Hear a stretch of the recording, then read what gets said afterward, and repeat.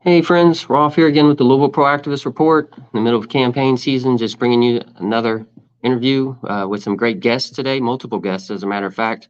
And I'm doing my first show with judicial candidates, so I'm really excited to do this.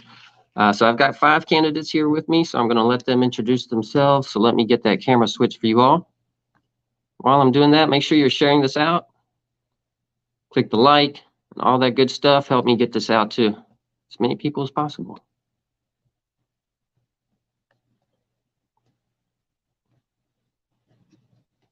All right, there we go. So I'm just going to start over here and I'll just let each of you introduce yourselves. Hi, I am Attorney Tracy Davis. I am running here in Jefferson County for Circuit Court Judge in Division 5.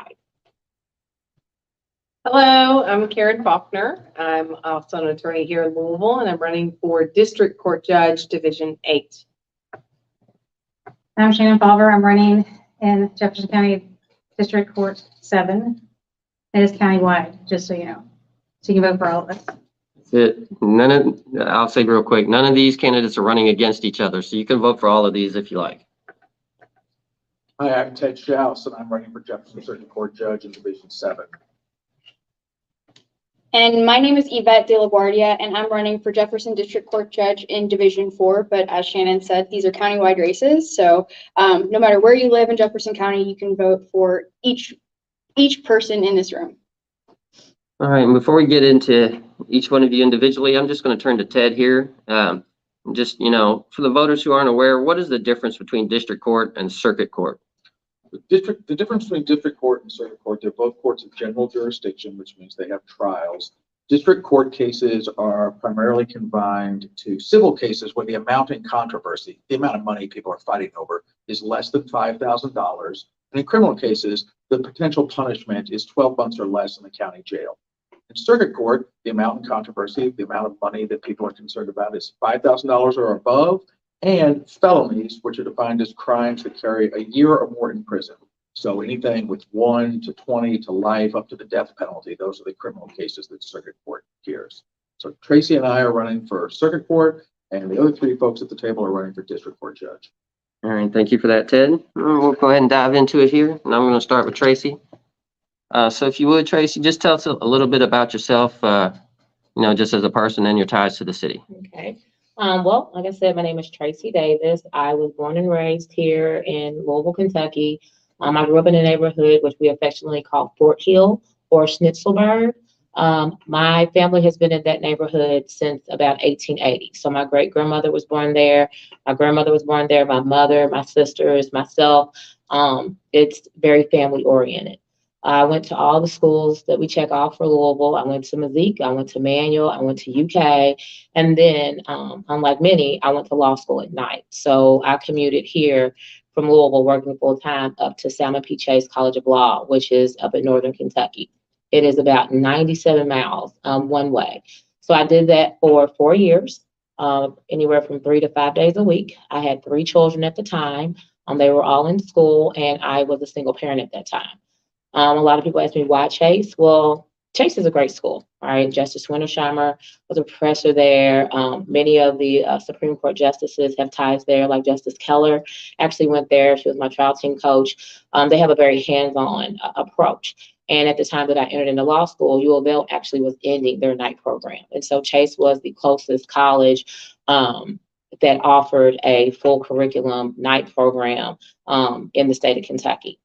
A little bit about myself. I am community oriented. I'm a volunteer on numerous boards. I go out into the community a lot. You probably see my face anywhere from the West End to far in the East End. I've got 3 beautiful children. They are 22, 23, and 25. And I also have 2 wonderful, precious grandchildren that one just turned 1, the other one is 2.5. So that's pretty much briefly a little bit about me and my tenacity and my ties to Louisville. Thank you. Karen? Well, I actually grew up in Lexington. I came to Louisville because I was recruited to U of L as a creative writing major. So I took a little bit different path.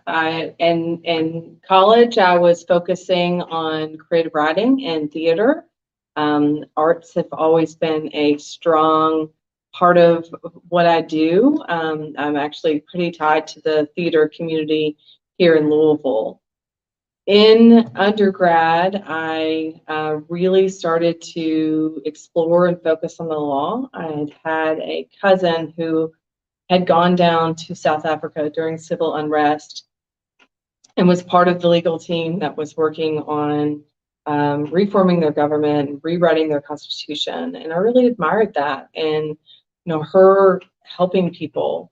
And she was a first generation lawyer in my family. I'm also a first generation college graduate, a first generation lawyer. My parents are both hardworking and did everything they could to give me an opportunity. And when I came to Louisville, I just fell in love with the city. I decided I want this to be my home. And because of what I was doing in undergrad, I was very connected to the Brandeis School of Law, and ultimately decided that's where I wanted to be, is at Brandeis, and applied only there. So I was in law school there at Brandeis, and once I graduated, I ultimately decided I wanted to continue to help people and began working at the public defender's office. Now, years later, I really want to continue to help the city. I do everything I can to stay involved and connected. I'm a mom. I have two beautiful boys. I have a 7-year-old and I have a 19-month-old. My 7-year-old is at Field Elementary, and I serve on the PTA there. I'm involved with all the legal programs in the various high schools.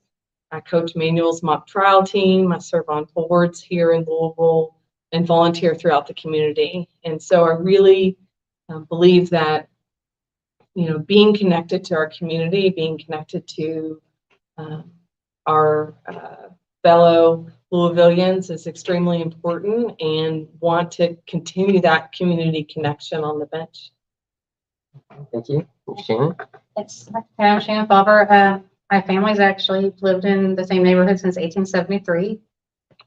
That's Crescent Hill now, but when I was really little, we lived in the South End. So my mom bought a house there. And then we moved back into Crescent Hill, and I've lived there since I was 4. So we did the whole F field there. I did a year of Collegiate.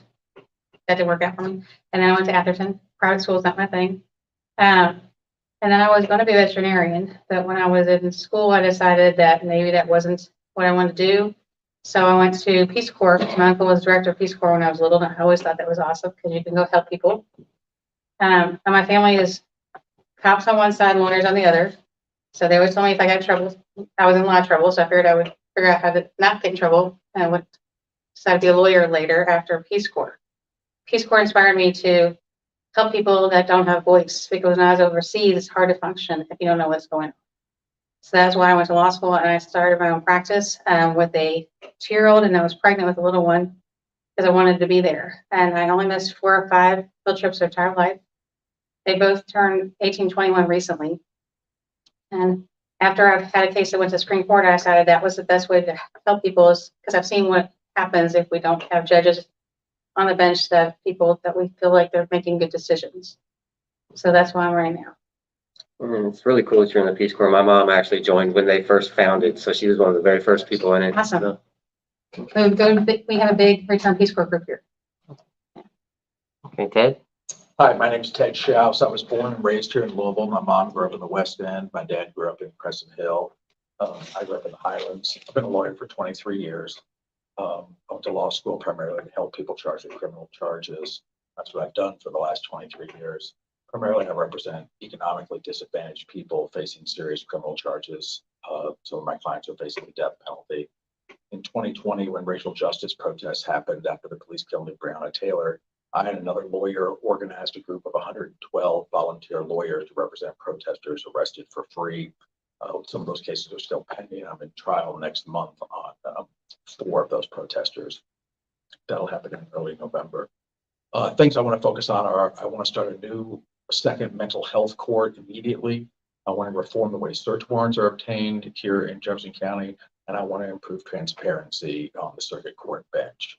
primarily by returning the discovery, that's the evidence against someone charged with a crime, to the public file, so that the public and the media have access to that evidence. Thanks. Hello again, Yvette here.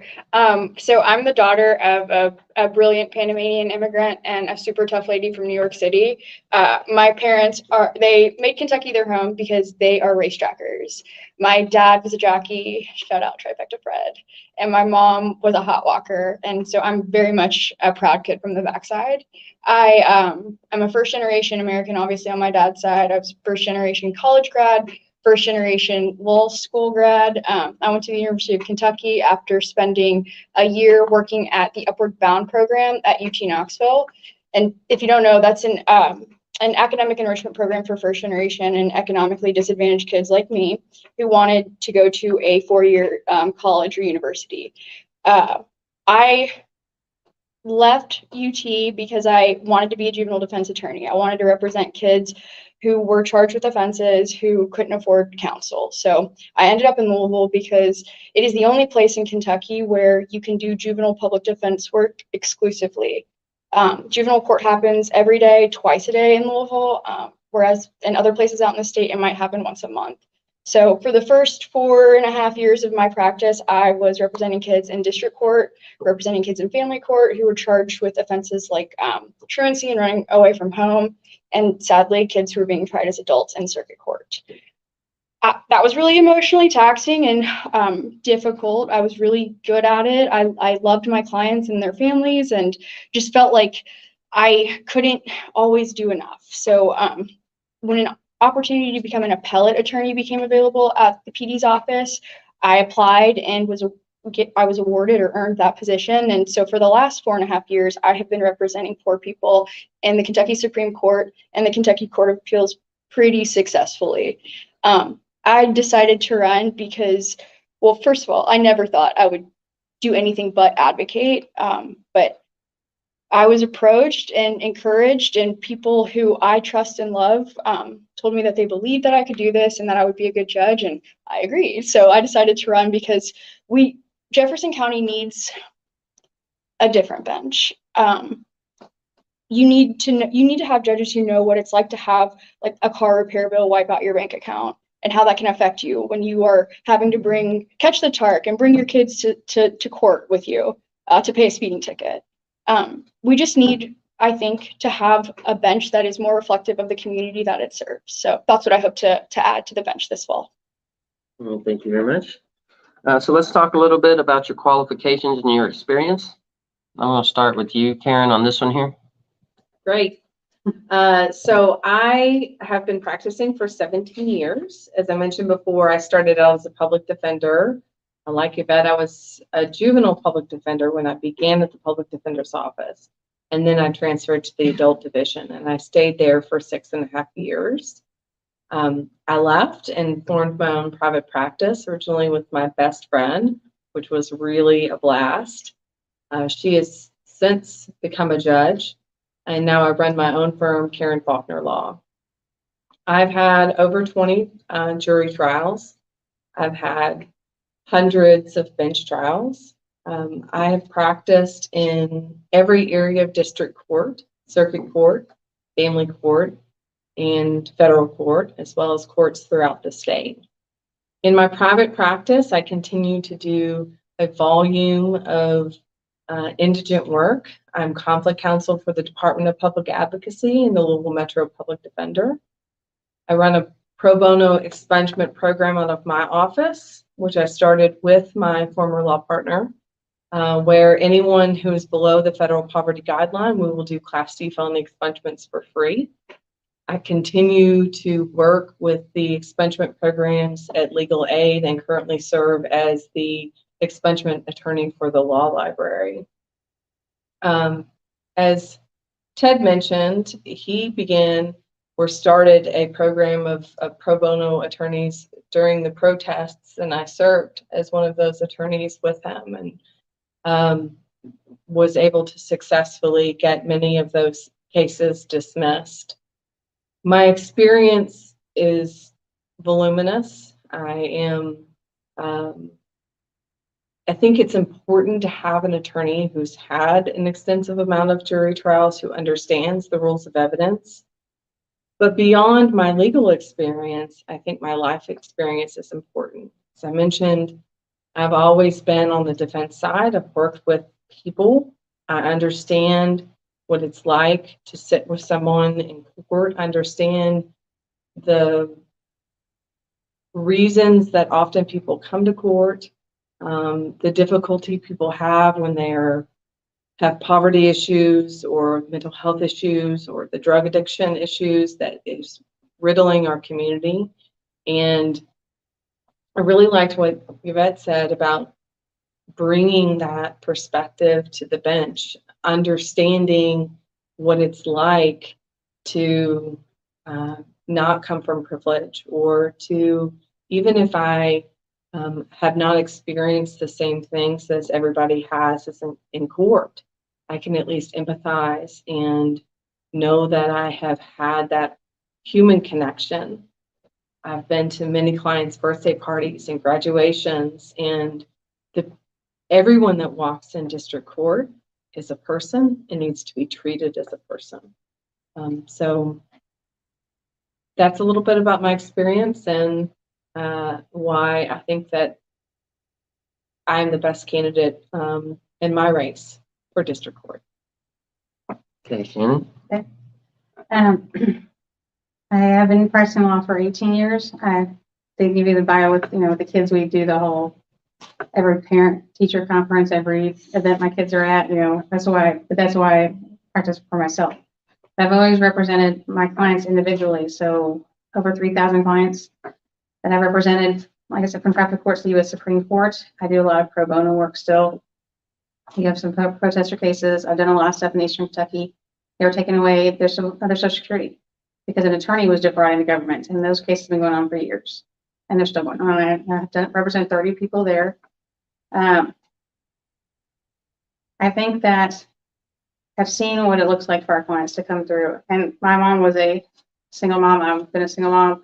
We all know luckily unfortunately, most people do know what that looks like, but some of the judges we've had don't know what it is to be poor or hungry, or what it looks like if you don't have the money to pay. We've seen clients come into court and they don't have the court cost, and you can get thrown in jail for that, depending on some of the judges. So that's not right. And I think that's why it's important to have people that haven't been there and know what's going on, or at least recognize it when they come in. Well, I'll say, everybody should be treated fairly and equally. That's what we're supposed to do. That's the basis. So it has to be more than that. You have to look at people individually, everyone that comes in front of you, as Karen said. And I think the fact that I represent people throughout, from traffic court, all the federal courts, and to the Supreme Court, I'm the best qualified person to represent people in my race. Okay, Ted? Hi again, Ted Shouse. I've been a lawyer for 23 years. My practice is a little unusual, and it takes me all over the state. I've tried cases from one end of the state to the other in those 23 years. I've taught all 3 of Kentucky's law schools as an adjunct faculty member. I've had cases at every level of state and federal court, both here locally and I had a case go to the U.S. Supreme Court. I think what I bring to this race is a different lens. Supreme Court Justice Sonia Sotomayor, I'm a big fan of hers. She said that the lens through which a judge views the cases before them is important. That lens determines what facts you think are important, what the procedural posture of the case should be, an appreciation of the people that are before you. That's what I really think I bring, that and a commitment to change. I think it was Yvette who said earlier that this is an opportunity we have to send the judicial branch of our local government in a new direction. I think everyone at this table and other people who are running countywide give us an opportunity to change the way the judicial branch of our local government functions. And that's why I'm running. Yvette? So I was a career public defender. I represented kids, like I said, for the first 4.5 years. I tried cases in circuit court. I tried cases in family court, bench trials, jury trials. And after that, I started doing appellate work, in part because I thought it might be more fair, honestly. I thought, these are appellate judges who don't see people every day, and the burnout might be different, and the law is the law, precedent is precedent. This is just going to be academic, and things are going to be better in the appellate system. And I quickly learned, because of concepts like harmless error, that it's really important to have good trial judges, because you don't often get the relief that you think that you should get in the appellate system. So having tried cases, for the last 4.5 years, literally just sitting with the law every single day, applying it to my cases, and again, with a lot of success, I think I'm uniquely qualified and skilled, really, to be a really good trial judge. And I'm excited and looking forward to the opportunity. Tracy? Hello. I have been in private practice for the last 9 years. I fell in love with trial advocacy at Chase. I had a great professor by the name of Professor Kazee. If anybody out there knows who I'm talking about, you probably just had a trigger and a switch, because he was just that person in law school. But I fell in love with trial, and I fell in love with looking at facts and looking at things and realizing that once going through law school, a lot of times you saw a disparate impact or a different impact for those that were marginalized, those that didn't have education, those that didn't really have a voice or a education background to be able to articulate themselves the way that they needed to for it to come across in the courtroom. And so I decided that once I graduated, after sacrificing everything in time with my children, that I wanted to work for myself, and I wanted to be able to pick the cases that resonated with my heart.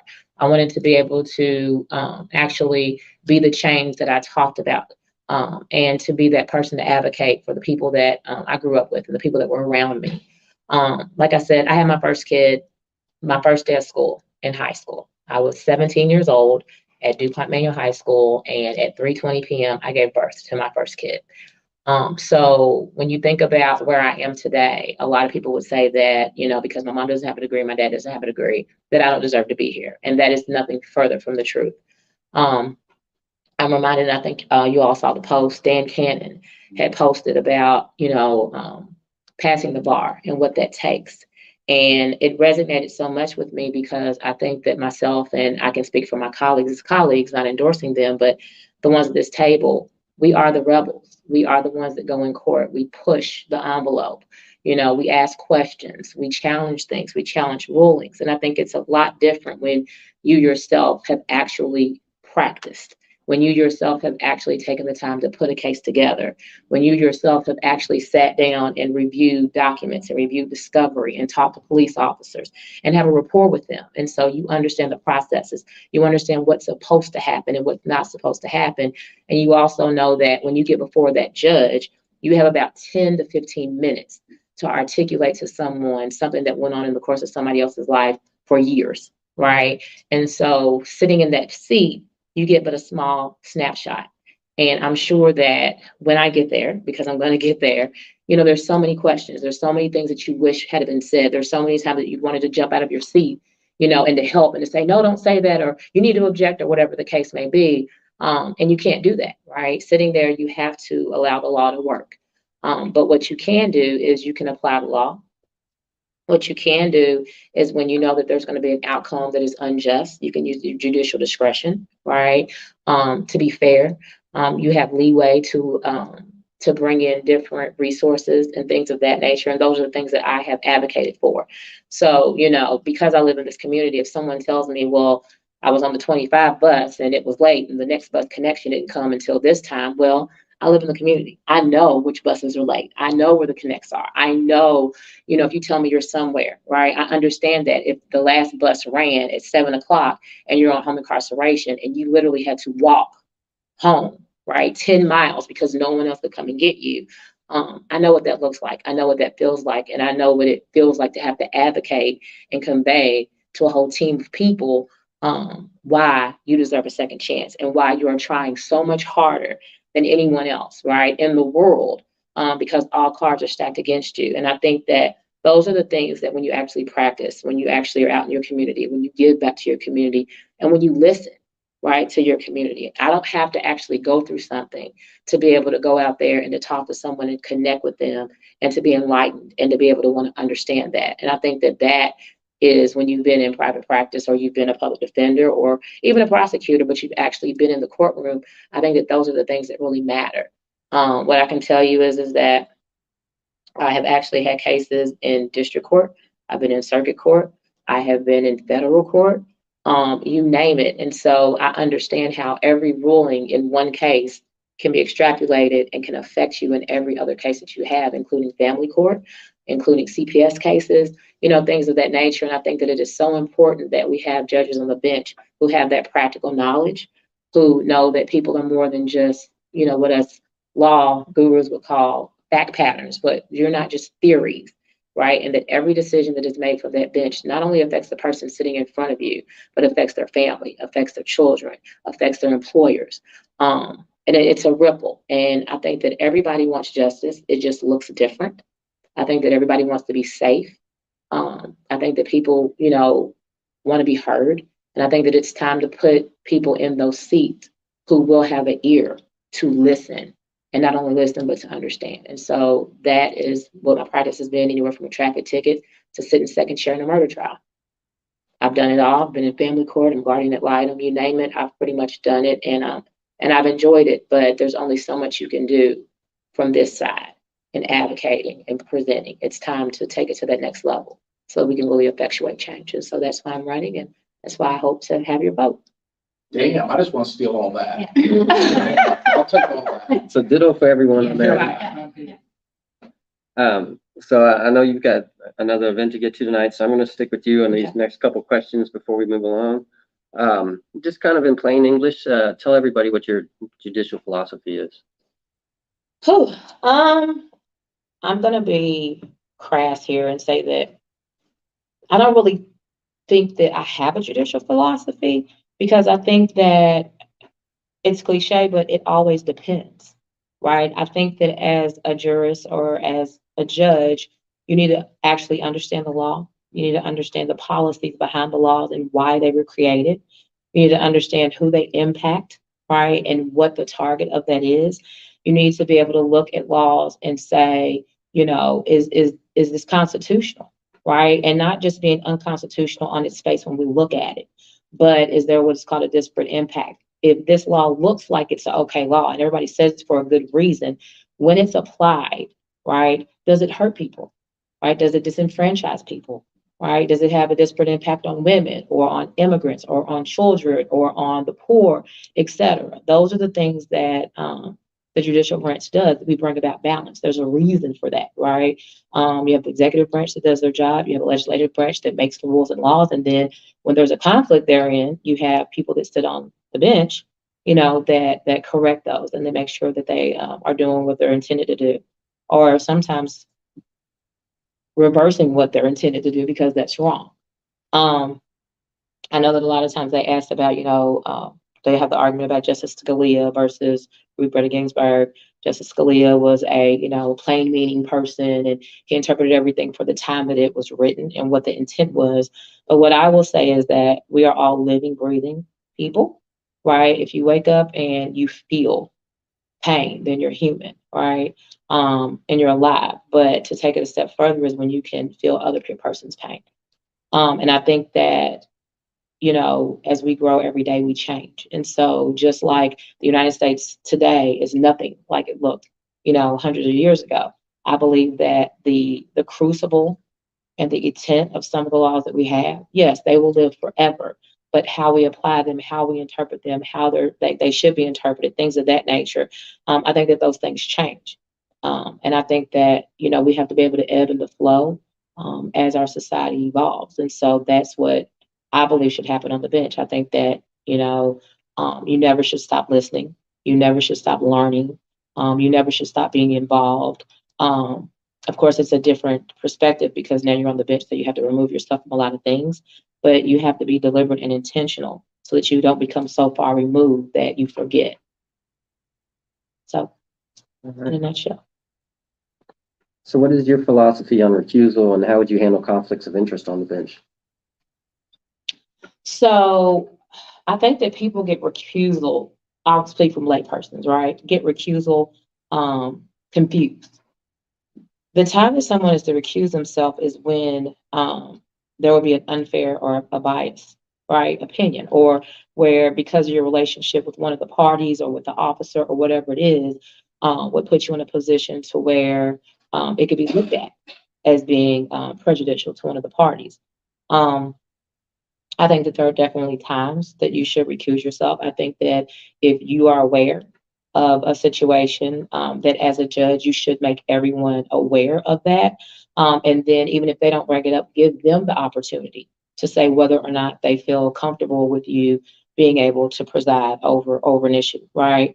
I think this comes up a lot more in your smaller counties because you have one judge that handles every single case. And so if your mom owns the laundromat and someone slipped and fell across the street, you may think, oh, well, my mom has a relationship with those people, so I'm going to be prejudicial. And the truth of the matter is that me sitting on the bench, I can say, no, I promise you I will apply the law. I promise you I will be fair. I promise you I will be just.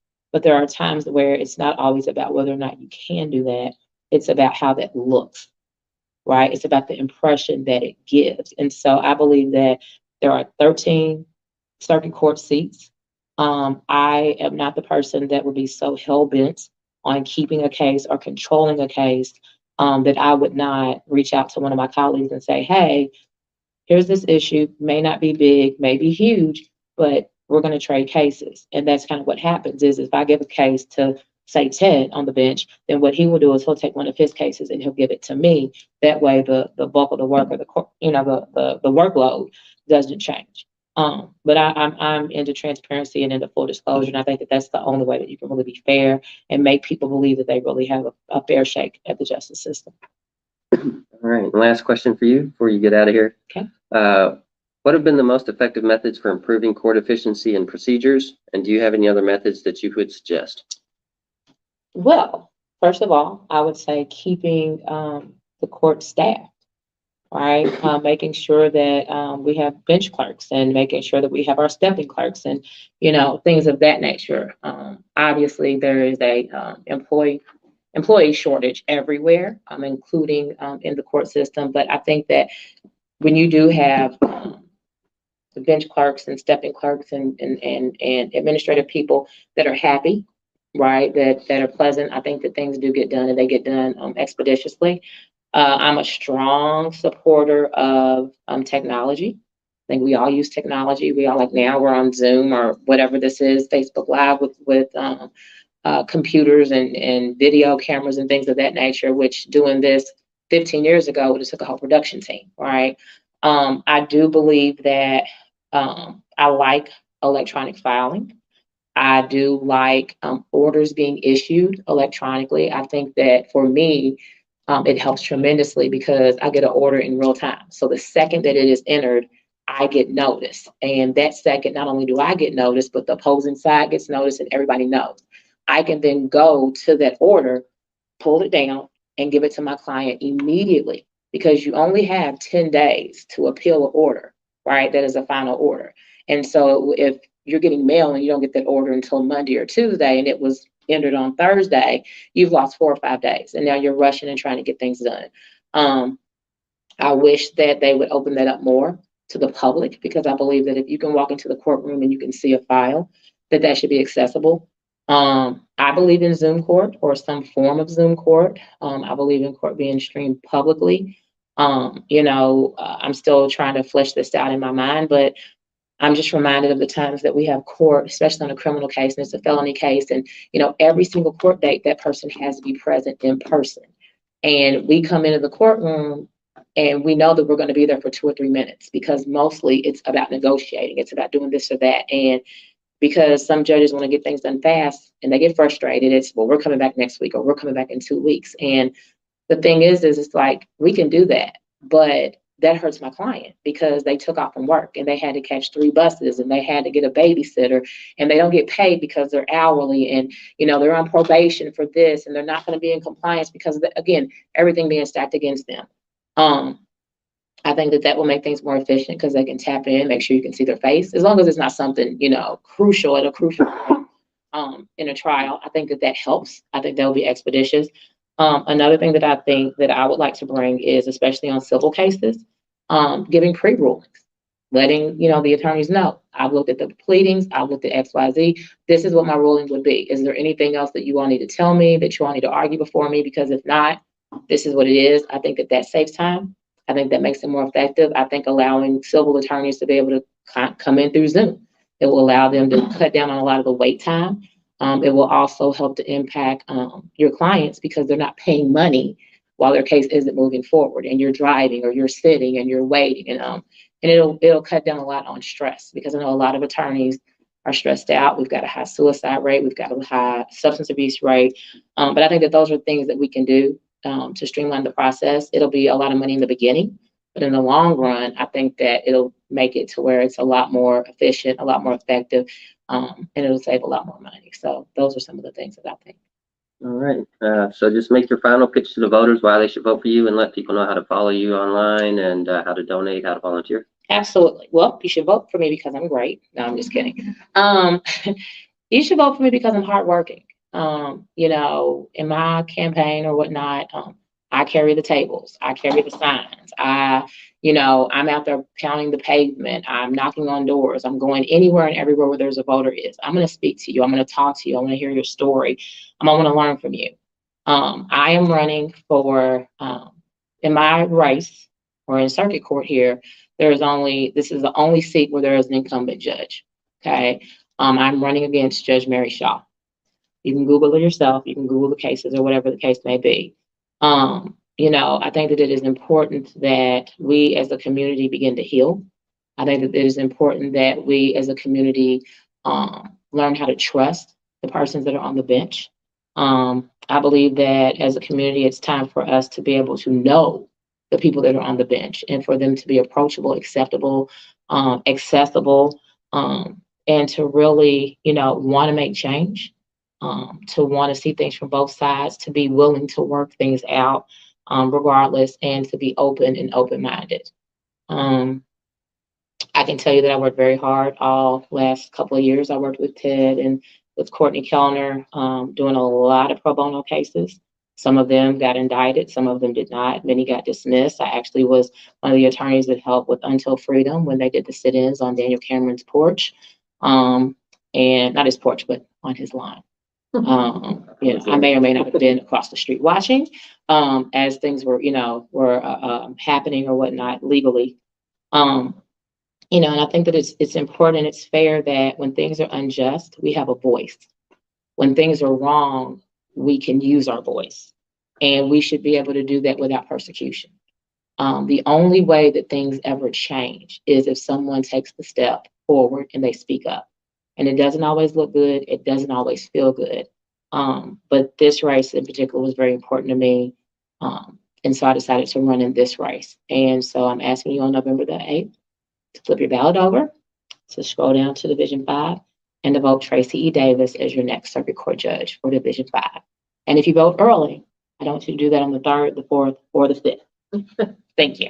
Oh, and you can go to www.votedavisforjudge.com. That is my website. You can go just Google me, and all my Facebook stuff will pop up.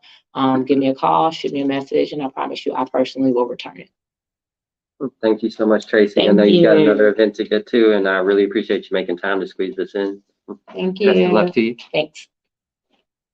And thank you to all of you as well for allowing me to kind of restructure this so we could get Tracy in and out of here. So I'm going to go back to you here, Karen. We're going to go back to Judicial Philosophies. So just talk about yours in plain English, if you would.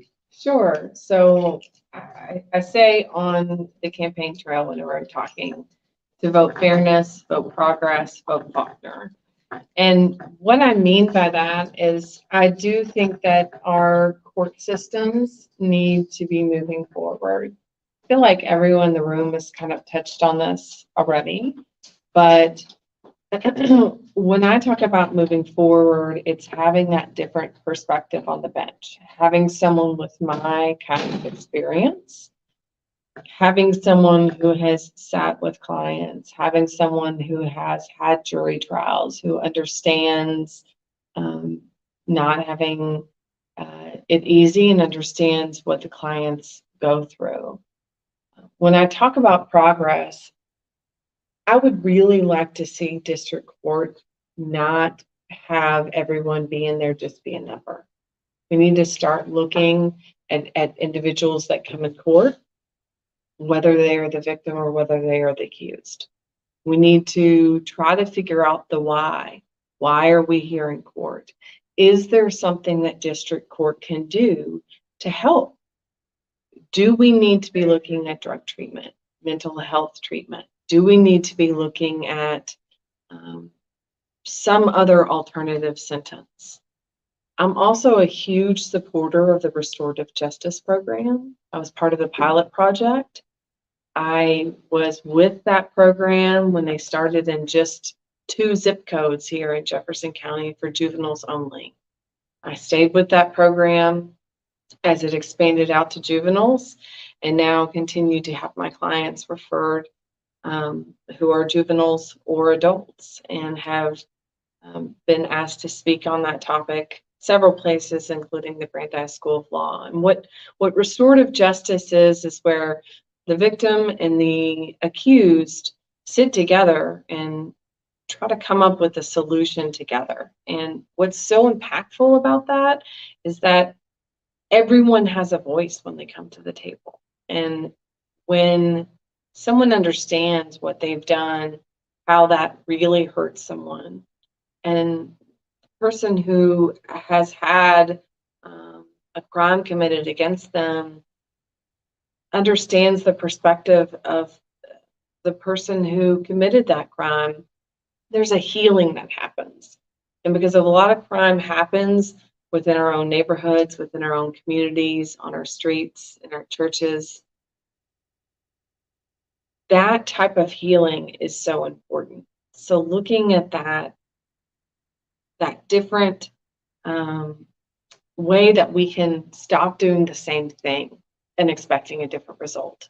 Start trying alternatives. Start looking at differences. I also am a firm believer in the transparency of courts and the availability of judges. I think that attorneys need to be able to access judges easier, and I think the general public needs to access judges easier. I think that if we start to become more active in the community and create district court as a mecca of opportunity rather than just incarceration, I think we can move a lot farther. Shannon? Well, a lot of what they both said probably covers for all of us, because we all are we want to become judges because we believe we're the best choices, because we need new voices in the system. One thing, and I know I've talked about before, but not with you all, but I've talked about having a homeless court, because I think we need that. It is actually federally funded across the country, so it's not money from us. The money is actually sitting there. So I looked into it because there's over 30 across the country.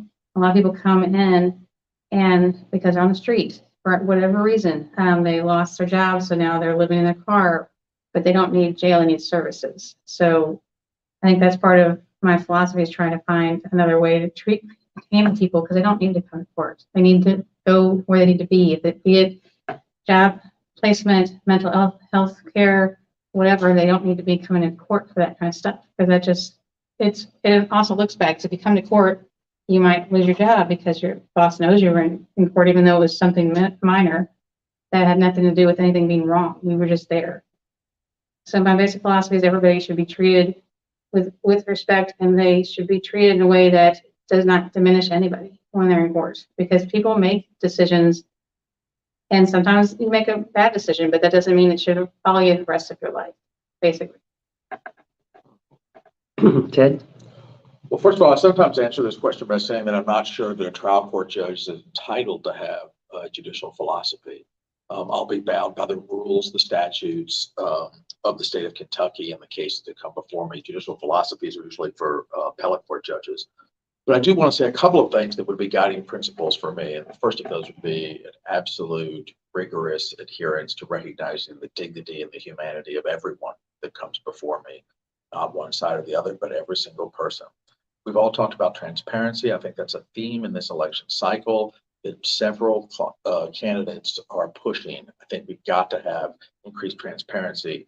And one of the reasons for that, and maybe the overarching philosophy I would say that I have, it's a desire to restore some trust in the court system. I think large swaths of our community have lost trust in the court system. They've lost trust in the judges. They've lost faith in how things are done. By restoring transparency, by adhering to a rigorous code of dignity of the people that come before you, that's how trust is built. That's how the public can wake up knowing that justice is being done in their name in the courthouse here in Jefferson County. And quite frankly, we've lost that. And a lot of that can be laid at the feet of the judges that have come for the last 20 or 30 years in Jefferson County. There's just no way around that. In the wake of the events of 2020, the legislative branch did something. The executive branch did something. The judicial branch has done nothing. And that's one of the things that inspired me to run in this race, to get in there and to try to change things by doing things like creating a second mental health court. The American criminal justice system is the largest mental health provider on earth. And we do a terrible job at it. And so recognizing that the root cause of a lot of criminal behavior, or what we classify as criminal behavior, is rooted in mental illness is a way to address that. And finally, I think underlying anything that I would undertake on the bench would be a frank and what I call a loving honesty of recognizing the systemic racial and economic inequalities that exist in our court system. It's not just here in Jefferson County. I'm not indicting anyone specifically here in Jefferson County. I think we have to recognize that those inequalities exist across Kentucky. They're exacerbated by local conditions on the ground here in Jefferson County. But I think the only way to affect that systemic change that is required is for the individual judges to every day recognize just the basic reality that those inequalities exist. I think there are a lot of people in our community that still don't recognize that that is the fundamental reality of our court system. And until we can come to grips with that basic understanding, I don't see how we move forward and restore trust in the court process. And so that's not really a philosophy. It's just my approach to the job on day one. Yvette? So I believe that the role of a judge is to read, interpret, and apply the laws enacted by the legislature fairly and objectively to every person that comes before them. That's kind of what Ted was saying. That's the job. You don't get to create law. You don't get to not apply the law because you don't like it. Judges have to apply the law. And I think that because there's this image that, or this idea that judges are these sort of like stoic arbiters of justice, that there's a disconnect with the community and the bench. And I think it's so important when we're talking about things like being more transparent and judges being more accessible, that judges be community minded and that they be present in the community. It's been my experience as a first-time candidate that people all over the community want to know who their judicial candidates are. They want to know about the court process, but that information is not always easy to find. And a lot of times just naturally folks, I think, they aren't curious about this kind of stuff until this situation presents itself in their lives. And I think when you have people like judicial candidates who are going into schools and parks and neighborhoods and just meeting folks and answering questions that they have, because people have questions about judges and their decisions all the time, that you start to build relationships. And then in that way, the result is that you rebuild trust, that you have people understand, oh, I know Yvette de la Guardia. It's really important to her to follow the law and to treat everyone fairly. If she did something, if she did this in this case, it has to be the right thing to do. That's what I hope to accomplish as a judge. And I think that it just takes it's going to take work on my part. And it's important for me to put myself out there and to be present and accessible and just what a judge should be. So, yeah. All right. So 2 more questions for all of you, and I'm going to start with you, Ted, on this next one. That is, what is your philosophy on recusal and how would you handle conflicts of interest on the bench? Well, the guiding principle here, I think, is the appearance of impropriety. It's not even that something is wrong or that you know someone, and you have some relationship with one of the people in front of you. It's the appearance of impropriety would be my guiding principle. And as Ms. Davis said earlier, there's a reallotment system here in Jefferson County, the 13 circuit judges. If I thought there was even the appearance, just even the hint of a bad look about a case, I would recuse and put it back in. It would be reallotted to one of the other 12 judges. And as Davis said, I would get one of their cases back of a similar nature so that the workload is evened out across all 13. But again, this goes to this idea of restoring trust in our judges here in Jefferson County. By maintaining this level of transparency, by avoiding even the appearance of impropriety, I think trust in the justice system can be boosted across the county. I think, but by each judge taking that on, that's how we'll restore some of this trust that I think has been lost. Hey, Yvette? Yeah, that I agree. The appearance of impartiality is important, and you want judges who are going to be fair and impartial. If you have reason to believe, if you have a credible reason to doubt that the folks in your courtroom in this case might think that they're getting a fair shake, it is incumbent on the judge to make that call and to recuse themselves. And I would have no problem doing that. I think that it's important to put things in writing. Being an appellate attorney, I value like building a record and having judges lay out their explanation and their reasons for why they make the decisions and the rulings that they make. So I think that goes a long way in helping rebuild accountability and trust and transparency. Because a lot of times judges they get these recusal requests or motions, and they're not all credible. So that's just the truth. That's just what happens. So when you are able to reduce things to writing and explain yourself, which is what judges should have to do, I think that goes a long way for the community. Okay, Karen? I agree with my colleagues. It is definitely the appearance, excuse me. It's the appearance that is the standard of law. What that means is that if there is a true appearance that you cannot be fair and impartial, or the defendant or the Commonwealth or another litigant doesn't feel like you have that appearance, then it can be a proper recusal. I will piggyback on what Yvette was talking about, though. I do think that judges have to be careful and mindful of their decision in the recusal process. I can think of at least two situations here in Jefferson County where there was a volume of recusals against particular judges in order to disqualify them in every single case. And that was improper. And what judges can't do is allow themselves to be bullied by either side and just sign off on a recusal motion just because someone says that there is an appearance. There has to be that true appearance of unfairness. Now, I have filed many recusal motions myself as a defense attorney, most outside of Jefferson County, but I've filed them here in Jefferson County as well. And there can be a legitimate basis. I've been the subject of a recusal motion when I've appeared in front of my former law partner, where there was not a bias.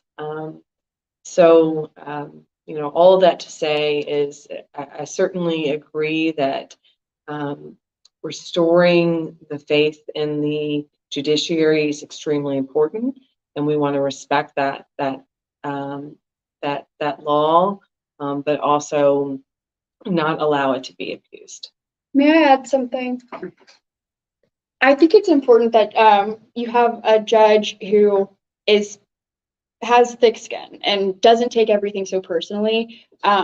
I think a lot of times recusal motions are not taken, they're taken personally, and judges often take offense to it. So just for the record, I would not take offense to it. And if I did, it would never manifest in a way that would give anybody any reason to doubt my competence as a judge. Shannon? As we said, there's sometimes you have to just because how it looks, but that probably, I can't see that happening a lot other than when I had so many clients that obviously they can't appear in front of me because even though I wouldn't treat them differently, somebody else might think they get a better deal because of that. So I'd have to recuse myself of all my former clients. Otherwise, it really comes down to the ones that we're talking about before. I've asked judges to recuse, but there were reasons for it, and the judges recused themselves. The ones that Karen's talking about, that should not have been fair, but the judge, because she was knocked out for something that wasn't her issue anyway. Because judges are supposed to treat everybody fairly and equally, and this judge was going to, so there was no reason to recuse her. Now, like I said, the only time I ever asked to recuse judges is because they had a conflict with the other party in the case. And that's when you have to they had to go off the case, and they agreed to do that because it looks bad. There was no way around that.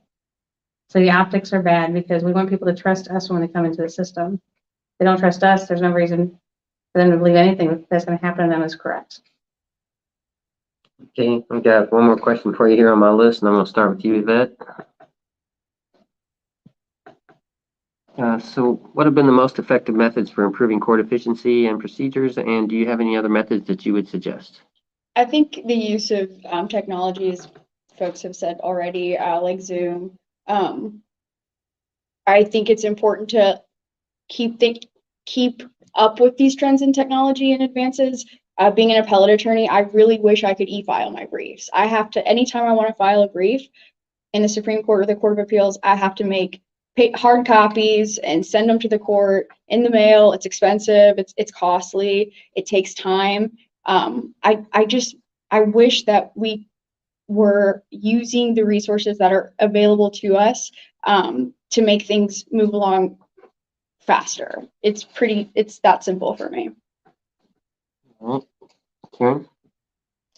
So I'm going to say a lot of similar things that my colleagues have said. I do think that our use of technology is extremely important. One thing that Tracy was talking about was when orders come out, they can be entered electronically and sent to the attorneys electronically, so that they immediately are available and can be utilized. I actually currently serve on the jail policy committee as the private bar member. And one of the things that I routinely talk about is the horrible communication that we have between all of the courts and the jail. The way that the system works is they get emailed something, but then they turn it into a hard copy. We go back to the paper, and papers get lost. There seems to be confusion about the orders. If the orders don't match, people don't get released. So in looking at that in particular, I've spent a lot of time working on this committee and thinking about ways to improve, and look forward to my voice being stronger as a judicial member and not as a private bar member. But I think we need to start streamlining things. Because we do work with so many judicial partners, and I know at least Ted and I believe, have talked about our clients being held in jail longer than they're supposed to. And it can come down to a very simple thing. So I recently talked with one of the administrators in the jail about putting a manual together. The order has to say this in order for it to be effective. I would also like to figure out a better system for that communication. And in district court, one of my passions, I know I talked about, is expungements. And one of the things I would like to see is that process moving a lot faster. People especially on dismissals, for example, they have a right to file that expungement 60 days after the dismissal.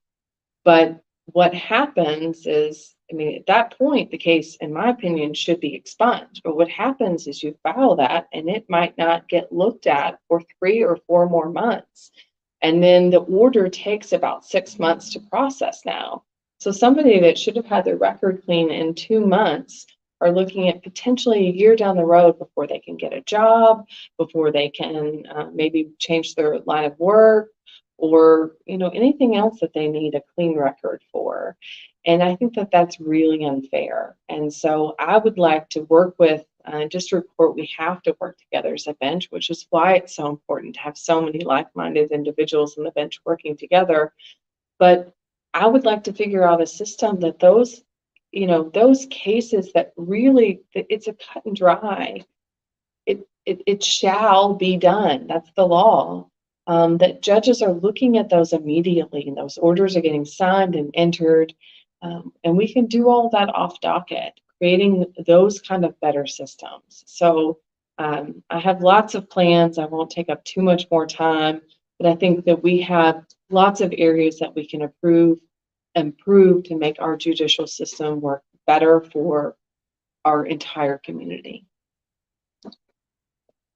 Okay, Shannon. Yes, it is definitely technology, because the federal court system switched immediately in March of 2020, and we're still having hearings. I have yet to have a hearing in the federal building since then. I have one next month. It'll be my first time I've been in the building since then, because everything has been online or on the phone, and they've been doing it that way. A couple times with our system in district court, though, the judges signed them. They were never put into the system. So even the court, it says that something's done, I can't get a copy of it. And that's been a problem. Of course, if we do it electronically, then you have it immediately. So I had a client who had an immigration issue and I couldn't get a copy of it, even though the judge had signed it. I got an email to the judge saying they signed it. I never got a copy of it because it never put it into the file. And since we don't have a standard where right now it's usually paper, always paper, and it doesn't, if they sign it digitally, the paper never went in. So it never counted. In family court, they scan everything in, so at least that you can look at that later. So we need some kind of way that everything is the same everywhere so everybody can see it, because it's hurting people if they can't get the orders for any reason. Because there's always some kind of impact if there's a guilty plea that they need a copy of it for something. Okay, Ted. A lot of that you talk about something far more old fashioned. Zoom has been great and e-filing is great. And Ms. Davis touched on this. I think the way to improve efficiency in the court system is to focus on the people who work in the court system. Over 30% of the support staff of the court system statewide are on a form of government assistance. That means they work full time in courthouses of Kentucky, and they're not paid enough to keep a roof over their head and put food on the table for their children without another form of government assistance. That's unconscionable to me. The legislature passed raises for the judges of Kentucky in the last legislative session, and yet we continue to have people working in the courthouses who have to get government assistance to make ends meet.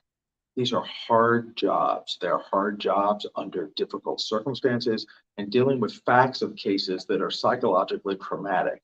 We ask them to come to work every day and deal with the facts and circumstances of these cases, and we don't pay them enough to survive on. That's what I would focus on. The other thing about these jobs, like so many jobs in our society, experience matters tremendously. We've all talked about our experience and how we think we're qualified to be the judge because I've done this or that and the other thing for 23 years. But it's the people who keep the courthouse running and their experience in those jobs that really make justice move smoothly. It's a job that takes years to learn. And so after 5 or 6 years, you're getting good at it and the wheels are turning and everything's going the way it's supposed to. And then your children reach an age where you can't put food on the table any longer. And so you quit. And so that constant churn, that constant turnover is what slows things down in my experience. And technology is fantastic. It can make everything move faster and lawyers don't have to drive downtown, but it's the people in the building that make the wheels turn. And I would focus on them as a form of efficiency and focus on giving people jobs that they can retire from, so that someone comes to work in the courthouse at 20, let's say, and at 50, when they retire, they've got 30 years experience. They know how the courthouse works. They know how the judges work. They know how the dockets are supposed to move. They know how to move jurors through the building. They know how to move the cases through the building. That's what I would focus on in terms of efficiency, is the people. I gotta say that answer really speaks to me. I used to work the attorney room at 6th and Jefferson. That you know. In a few years, and Sure. I don't know what they make now, but when I was there, it was $13 and some change an hour, and they hadn't received raises in years. These are some of the most hardworking, knowledgeable people I've ever worked with. And you're right, there was no way to make a living at that job for something as critical as what that job is. So thank you for bringing that up. Lawyers and even the public need to be able to come in and say, look, there's what I call practicing law with an L, and then there's what I call getting stuff done. And the getting stuff done part of the job is just as important as the law with a capital L part. And that takes years of experience and quite frankly, also years of trust. The people that work in the courthouse have to know who they can trust to really move things around and move things efficiently and to really ensure that justice is being done. So I thank you for your work there. Thank you for bringing that up. Last time we had people who got laid off for a few days. It was only a few days, but it was for across the state. And I was filing bankruptcies for a lot of folks in the courthouse because just a couple of days was enough to kick them into bankruptcy because they didn't have anything else beyond that. That's it. All right, so the only thing left is for each of you to make your final pitch. It's currently 7:16, but I want to ask you that I have a really good question in the comments. Do you all have time to take that? Sure, what do you got? Okay, this is from Melanie, and she asks, what alternatives are there during pretrial to cash bail, and what are your concerns to ending cash bail? And I'll start with you, Karen. Sure. So unfortunately, we are a cash bail system. We until the law changes, that's where we are. We're a cash bail system. What I would say though is that the law itself has been manipulated to make the community believe that everyone should be in jail on $100,000 bonds. Most crimes, especially the ones in district court, are release crimes, are crimes that no one should be incarcerated on. No one should be being taken to jail on. In the first place, no one should be held on any cash bond.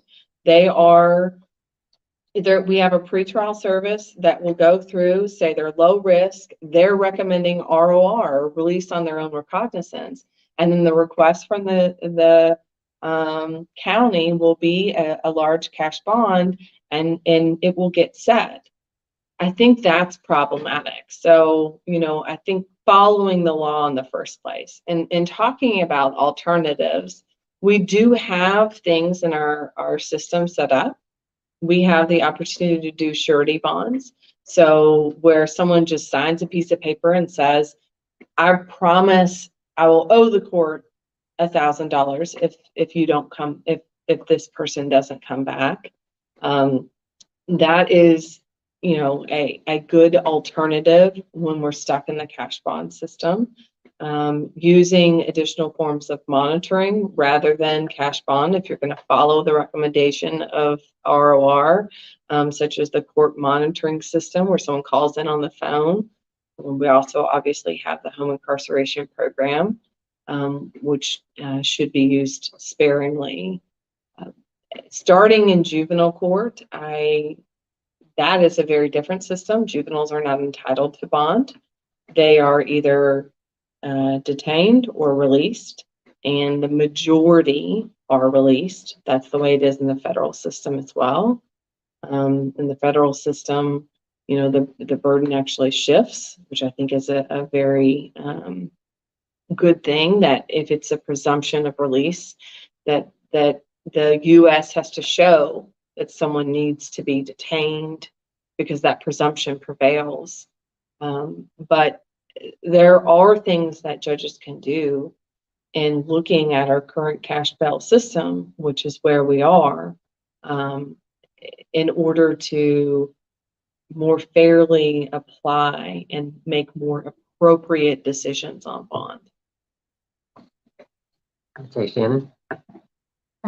I agree with everything Karen said. The only thing is a lot of people don't realize when you release somebody on the home incarceration program, that costs them money. And a lot of the clients, so people coming in court don't have the fees, daily fees, to go home on the monitoring system. So these are same people that should be released anyway because there's no risk. They're going to come back. Statistically, they will come back to court, whether or not you give them a bond. So making them pay to get out of jail doesn't make any sense. It defeats the whole purpose of letting them out if they can't. They would have to stay in jail or pay to get out. That doesn't even make any sense. You should be release them if they're not a danger to anybody. Ted? Sure. So I've been the pro bono lawyer for the Bail Project for the last 4 years, ever since the Bail Project came to Louisville. So I have seen many, many times the inherent inequities of our current cash bail system. It's not fair. It's not just. It's not equal treatment. Wealthy people get out of jail, and people of limited economic means stay in jail. It's just that simple. People with no money go to jail. People with money get out. Okay, so that's obviously unjust and unequal. So now we get down to the nitty-gritty of the debate we need to have about what comes next. There are many proposals. I am absolutely committed to comprehensive bail reform and to being a voice for comprehensive bail reform. As it exists now, if I'm elected and I take office in January, I'll use all the things Ms. Faulkner talked about: surety bonds, a court monitoring center, day reporting center. There's a whole toolbox of non-financial tools that a judge can use to monitor someone on pretrial release. Now, I am not someone who is just totally in love with the federal system. I know a lot of people just want to adopt wholesale the federal system and make that the Kentucky bond system. I do not think that that is an appropriate way to set bonds across the Commonwealth of Kentucky, but this is a debate we have to have. And I'm loving the fact that somebody texted in or direct messaged in this question, because it's a debate that I think everyone in the state needs to be intimately involved in. But clearly, cash bails exist in Kentucky. Is rife with problems and inequalities. I do think that there are ways, until we can get the debate finished, until we can have the debate and decide where we want to go next, I do think there are tools to relieve that pressure. And one of the pressures is, obviously, we have now had 11 people die in the Jefferson County Jail in, bless you, Excuse me. in 10 months. That is unacceptable. Every single one of those persons who died was being held on bond. The first thing we have to do is address the overcrowding and the deadly dangerous jail. Bond is a direct cause of that, because people are being held there pre-trial on bonds that they can't make. So the debate needs to happen, but we are in a crisis situation right now. And I think that every judge in Jefferson County needs to take a very hard look at the jailed persons they have on their docket and see if there isn't some way to monitor them on a pretrial release to relieve the overcrowding in the jail. So those are all moving parts to this, but the overarching thing that I think everyone in this room, I don't want to speak for anyone else, but that I certainly believe is that comprehensive bail reform needs to happen. It needs to happen now. Okay, Yvette. Yes, I would just reiterate what these folks in the room have said. It's no secret that the United States has a fatal over-reliance on incarceration. And I don't see anything changing unless more folks like the person who commented start taking this to their legislators, their representatives, their senators, and demanding change. All right. So we're just going to wrap it up now, and I'm going to give each of you a chance to speak to the voters and let them know why to vote for you, how to follow you on social media, how to get donations, how to get volunteers. And I'm going to start with you, Shannon. Shannon Fauver, it's Fauver. There's Fauver for Judge is the website, .com. Of course, you can donate through that. You can follow me. You can also follow me on, let's see, Facebook, Twitter, Instagram, even TikTok. And they're all Fauver for Judge. And I don't dance on all of the TikToks, I swear. Like, I don't dance at all. I talk about how you can register to vote and that kind of thing is on my TikTok, not anything else. But I want people to consider voting for me. And like I said, you can also Google me, because I've been doing this for a long time, and see the kind of work I do. And please consider voting for me on October. Sorry, it's been long, like November 8th. I'm sorry, already in October now. Last day to register is October 11th. Thank you. That's what that's what I was going for. Thank you. All right, Ted. We're all exhausted. Yeah. My name is Ted Shouse. I'm running for Jefferson Circuit Judge in Division 7. We have a website called TedShouseForJudge.com. I want to be a voice for change and for improvement in the Jefferson County court system, and that's why I'm running. Thanks. Okay, Yvette. I just want people to know I don't take this opportunity lightly. I think being a judge is going to be really hard, and it's something that at times it scares me. But I think that that's like the appropriate response. I think whenever you're making decisions that affect people's lives and their liberty, it's something that should keep you up at night, and it's something that I again don't take lightly. And I just really want to be a judge because I think I will do a good job. And I want people to feel good about their elected officials. And I know that I'm somebody who people can trust. And I'll work hard for everybody in Jefferson County. I always have. And yeah, my website is YvetteDeLaGuardia.com. I have Facebook, Instagram, and Twitter. I have LinkedIn, but I don't check it very often. But ways that you can get involved is on my website under the Get Involved tab. So please reach out, even if it's just to hang out and meet for coffee, just to like talk so you can get to know me a little bit better. I would love to do that, and I look forward to hearing from you all. And I hope that you will vote for me on November 8th. Real quick, do all of you all have yard signs available? Yes. Oh, yeah. Getting asked about yard signs, but not anyone particular. So, okay, I assume we can get that to your website. Also, All happy National Hispanic and Latinx Heritage Month to everybody out there. And Karen? Karen Faulkner, again, running for District Court Judge in Division 8. My website is votekarenfaulkner.com. I also, like my colleagues, have Facebook, Twitter, and Instagram. I am not TikTok savvy. It may happen, but not at this moment.